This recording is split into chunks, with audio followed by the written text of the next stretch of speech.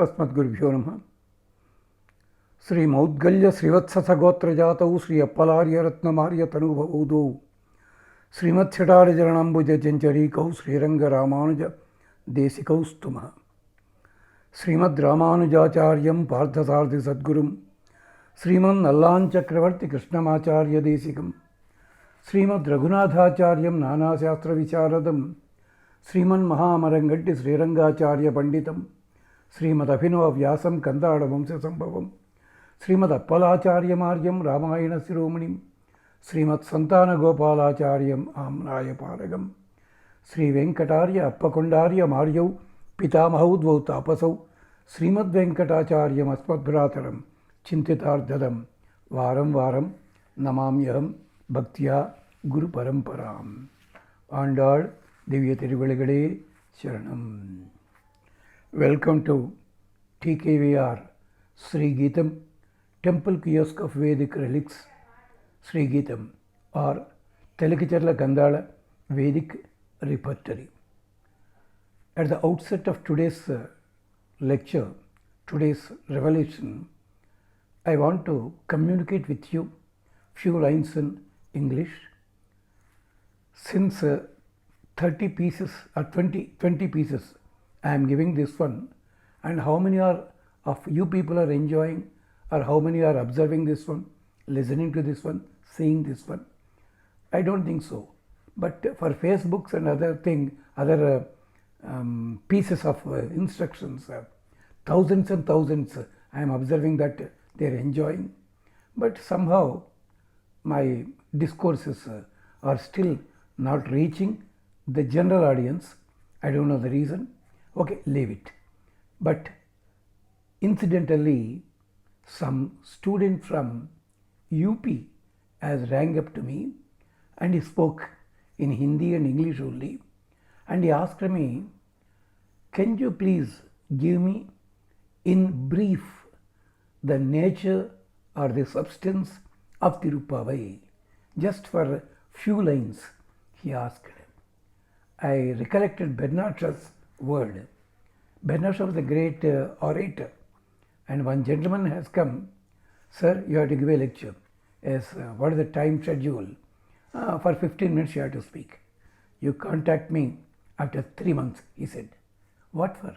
No, I had to engulf the entire material within a short span of 15 minutes. So I should take time, I have to think, and I have to make a note of that one. So suppose you want 3 hours lecture, now I am coming. So this is the difficulty in abbreviatizing the talk into a small capsule. However, I am habituated to such things also. In the channels also, different channels, they will be giving programs for all other scholars for days together, hours together, continuously.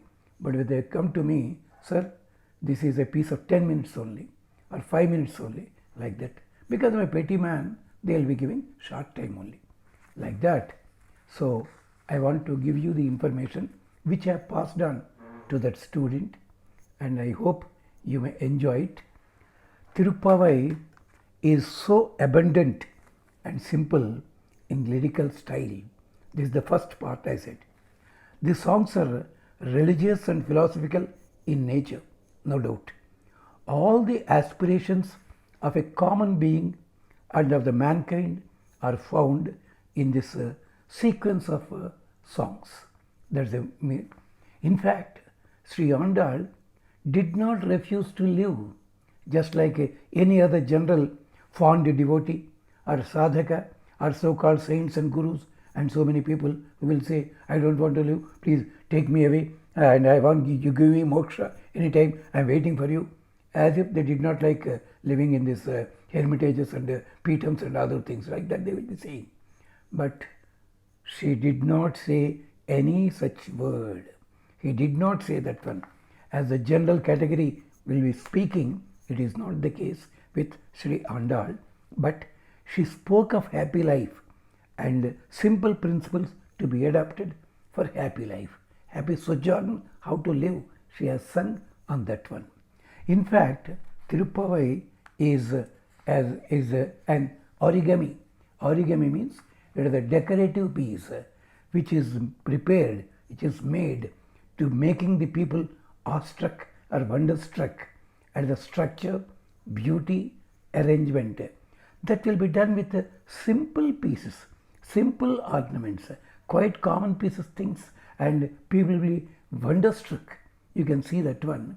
Compared to other stanzas in Tamil and Tirupavai, you will find a strong difference, definitely, deep difference.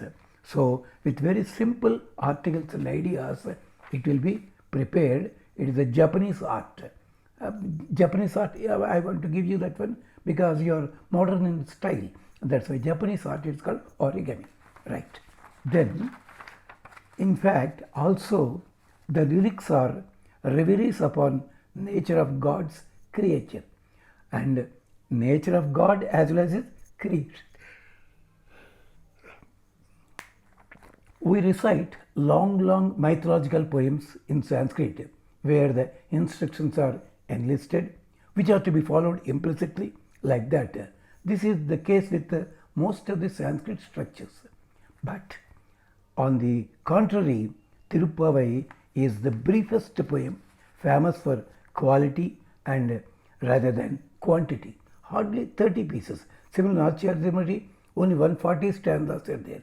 Nowadays, students are thinking always in a different style. I gave a lecture in Nachyar in one of the temples. Then one college student has come, sir, this 143 is long ago been introduced by Nachyar, in Nachyar by Godadevi. I did not follow his word. What is that? Then later I came to know what is the meaning of 143, 140 stanza. That is the way in which he perceived it. What we can do? Usually modern people will be always thinking in that model only. Right, leave it.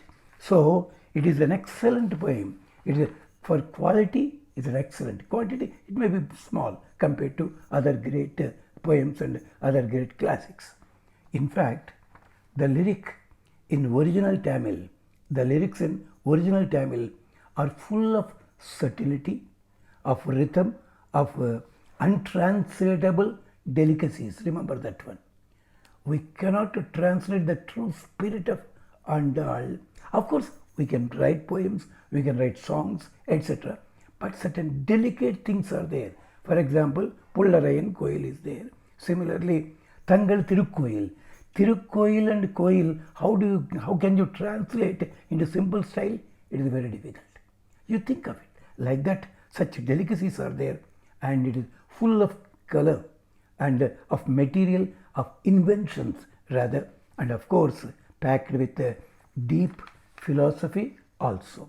This is symbolic of tradition where poetry and religious concept are harmoniously blended. In fact, observe that the concept of Sri Goda seemed to be bearing the stamp of material gathered from highly learned scholars down to unlearned simpletons also. Of course, it may be, you may think that this is an offensive comment. It is not so. You observe certain words, those words are not uttered by senior people of Tamil language, but such simple syllables she has used. And those people will think that the simple syllable somehow, some has introduced it like that. No. She has inspired, she got inspired with the highly learned people to down to a common man, and which is carried to multitudes, the thought of a scholar and of the noble to a common man. That is the beauty. And this is sung by minstrels, so abundant, so spontaneous, so dear in passion. Those who are having that concept, they enjoy this one. The lyrics never seem to be strange or unrational or in need of defense.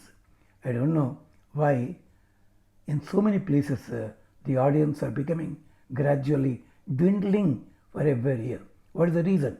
I don't want to mention the reason. The reason is on both sides. So please check up. And now another one. The lyrics never seem to be contradictory at all, or they need not have any support. Especially, you need not say something, yes, that's why this is great. You need not. Even Vyasa and Valmiki also bombarded by great scholars. He has written wrongly there.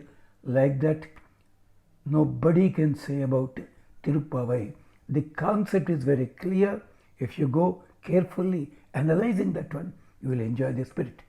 In Tamil Nadu, we find even today, travelers who will be going along the road for long distances, they will be humming the lyrics of Tirupavai only. It is told by one of our friend from Tanjore. It is still there. It is something like in Telugu, Pandavodjogam, Pandavijogam, poems are there. Even rickshaw puller, Arab Jatka Wala, also Chelliyo Chellako, like that, those poems, they have become so popular. Similarly, Andal Tirupavai, Pasarams also have become so popular that every common man used to hum through the travel like that. And at every moment, the heart of the poetess flows outward and filled with scenes of circumstances of life which we live in. That you can observe. You have to observe. Of course, if speakers are giving the instructions in a stale manner, you may not enjoy. You observe how 10 girls are being awakened. The system method followed by Andal, you will be surprised how she will be giving the information, how the girls are talking to each other, what is the way, like that you can identify, you can visualize. And I conclude this instruction, already the instruction is given to him, this one by saluting a great scholar of 20th century. He lived up to the first part of first 10 years of 21st century also. And he's such a great scholar, and due to whose eloquence, the roads of Kakinada for 7 years have become impassable, not impossible, impassable. They were crowded by the audience who were attracted by his lecturing method, where he is the first and foremost person who is responsible to bring down the concept of Goda or Tirupavai to a common doorstep, where till then Goda's poems, Goda's stanzas were recited and enjoyed or explained or discussed only between the four walls of traditional families, so-called traditional families only. But he has cut the barriers from that one, and he brought into picture all those things and down to a common man. I have observed in 2001, if I remember correctly, in Gurudada Kalamandapam in Visakhapatnam. I do not know that some lecture is going on. When I asked some autowala to give me a lift up to station, he denied. I checked, nearly 25 autos are there, nobody is coming. Then one fellow commented, ముందుకెళ్ళండి సెంటర్లోకి వెళ్ళండి అక్కడ దొరుకుద్ది. మేమండి బాబు గారు ఉపన్యాసం వినడానికి వచ్చాం. It is a lecture on Tirupati by Shriman Shribhashyam Appalacharya. Already the Gurudada Kalamandapam is overflowing with the crowds, and autowalas, they left the one that is livelihood for them. Still they have made it a stake and they listen to the lectures like that. So such a great man, and I salute him. Of course, don't be get offended.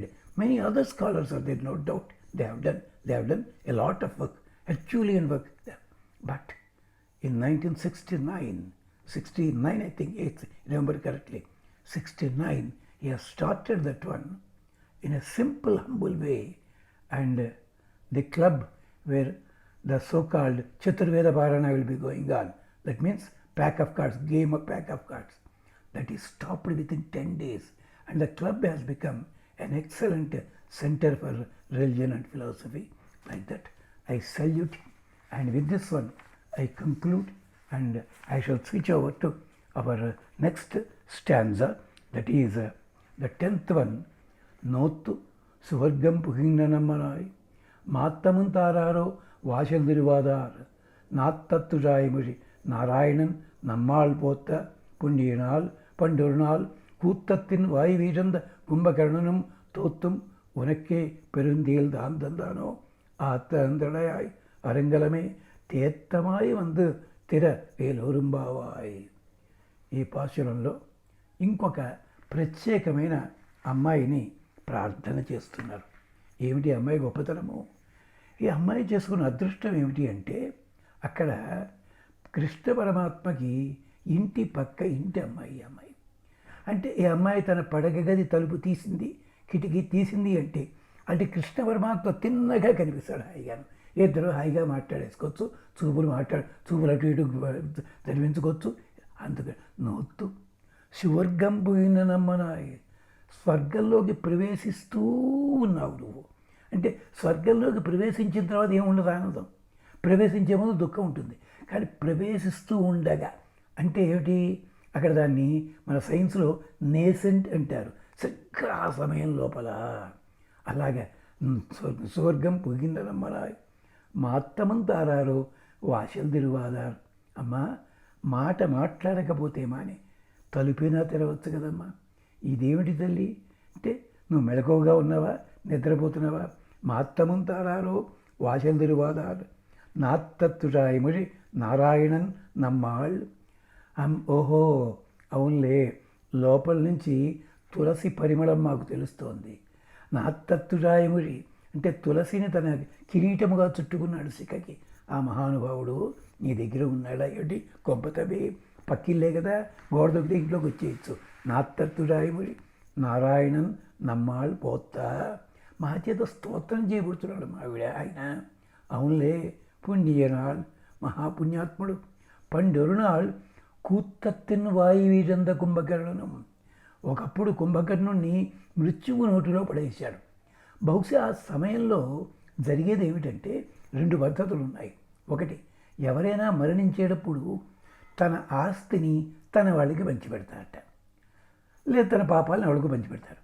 అదై జరిగి ఉండాలి.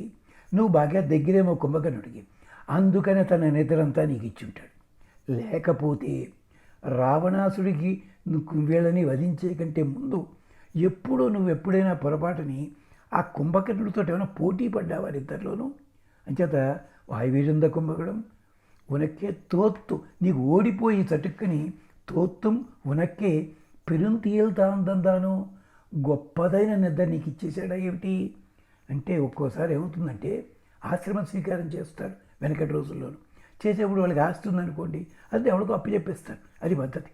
మరణించేటప్పుడేమో మనం కాదనుకున్నా మన పుణ్యం మన మిత్రుడికి ఎడుతుందిరా, మన సరుకు పెడతారు. అలాగా ఆ మహానుభావుడు తోత్వం ఉనక్కే, నీ దగ్గర ఓడిపోయి నిద్రలో పోటీపడి ఓడిపోయి ఉనక్కే పెరుంతీయల్తాందాను, గొప్ప ముద్దు నిద్ర నీకు ఇచ్చేసాడా ఏమిటి? 2 పద్ధతులు. మరణించినప్పుడు తన దాన్నంతటిని కూడా తన స్నేహితులకి ఇస్తాడన్నారు, లేదా శత్రువులకైనా కావచ్చు. అలాగైనా వచ్చి ఉండాలి. లేకపోతే నువ్వు ఓడిపోతే ఆ నిద్రైనా వచ్చి ఉండాలి నీకు. నువ్వు గెలిస్తే అతను ఓడిపోయినందువల్ల వచ్చి ఉండొచ్చు. పెరుందేల్తాంతాను ఆత్త అనందరయాయ్, ఎంత మితిమీరిన నిద్ర బద్ధకం కలిగినదన అరంగలమే. మాకందరికీ కూడా అలంకారం లాంటిదమ్మా. నువ్వుంటే మాకు ధైర్యం, ఒక నిండుతనం ఉంటుంది. అరంగలమే తీర్థమాయి వందు. లోపల తలుపుతప్పుడైంది. కంగారు పడి లేచి రాకమ్మా, తొందరపడి లేచి రాకు. ఒంటి మీద వస్త్రాలు సరిగ్గా ఉండాల్సినట్టుగా ఉన్నాయో లేదో చూసుకో. కొంచెం తడబడుతూ వచ్చి నువ్వు బోర్లా పడ్డే ప్రమాదం ఉంటుంది. నిద్రమత్తులో నడిచామనుకోండి, ఎంత ప్రమాదం అది. అందుకని తీర్థమాయి వందు తీర, నెమ్మదిగా తలుపు తెరుమ్మా తల్లి అని పిలుస్తున్నారు ఇవాల్టి పాశురంలో. ఏమిటి అమ్మాయి గొప్పతనము? వేదం చెప్తుంది, తస్మాత్ ఆత్మ చక్షురన్వేతి.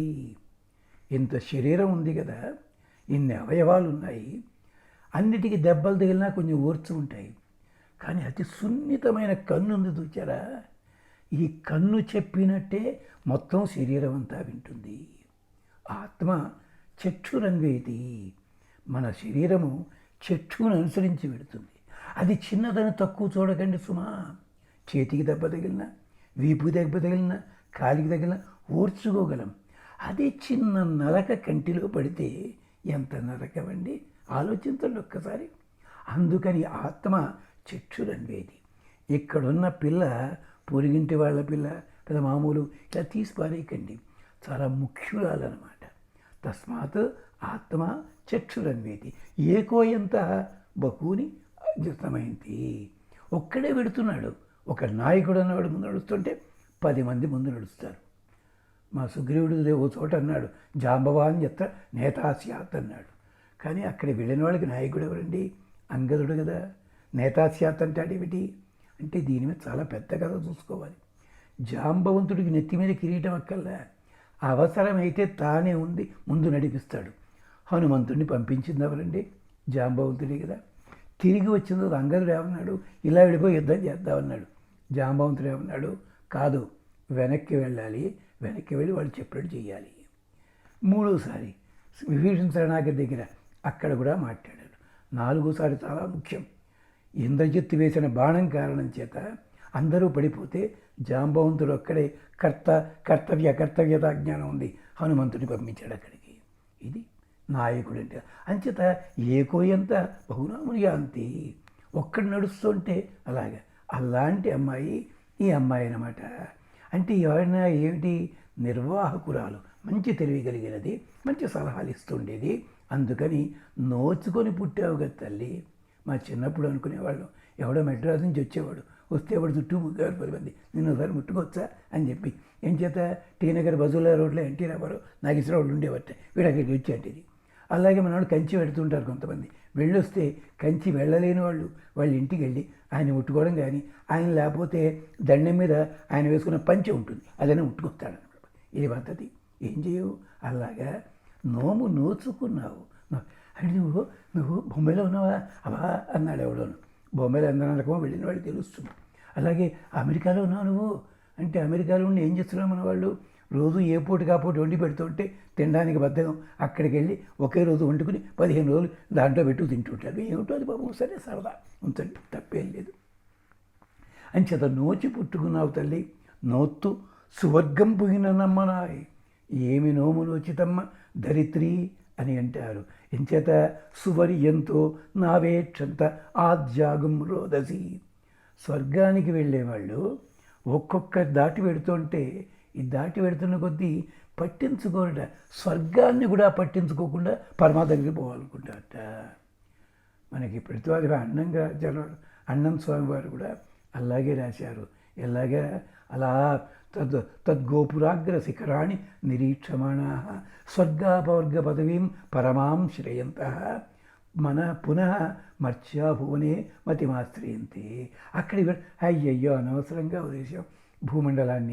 భూమండలంలో ఉంటే ఆ 7 కొండలు చూసి ఇంకా కొన్నాళ్ళు ఉండేవాళ్ళం కదా. అది నోచుకోవడం అంటే. అలాగ నోత్తు పుగినిందా అంటే ఏమిటి? తత్కాల సంబంధి అయిన ఆనందాన్ని అనుభవిస్తున్నావు నువ్వు, స్వర్గానుభవాన్ని. పుగిన అమ్మనాయ్ అంటే దాన్ని వేదం చెప్పింది, తదేవచిరం యావన్న విమోక్షే. ఒక్కసారి అక్కడికి వెళ్ళడం అన్నది నీకు లభించిందంటే ఇక నువ్వు దేన్ని గురించి ఆలోచించక్కల్లా.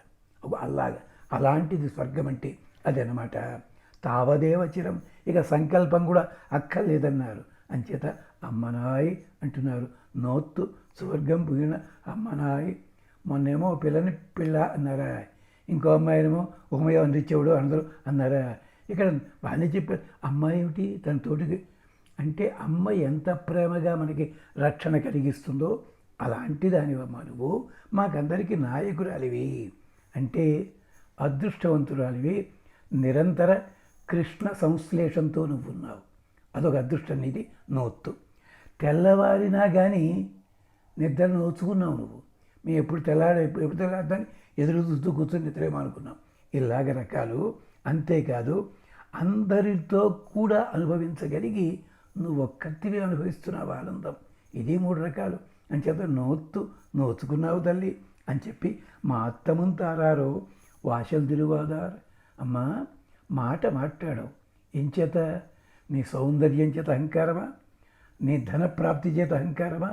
లేదా కృష్ణుడు నీ దగ్గర అని చెప్పి అదృష్టం వల్ల దానివల్ల అహంకారమా? అనుకోవటం లేదమ్మా. లేచిరా. మా అత్తమంతారారో వాశలు తిరువాదారు. గడప తెలుసు, గడప దగ్గర ఉన్నాం మేము. నువ్వు గడప దగ్గరే ఉన్నావు తెలుస్తోంది. నడిచి వచ్చావు. తలుపు తెరవమ్మా అంటే మమ్మల్ని ఏడిపిద్దావనా? ఏమిటి తల్లి ఇది అన్యాయం. అంచే తలుపు తెరు.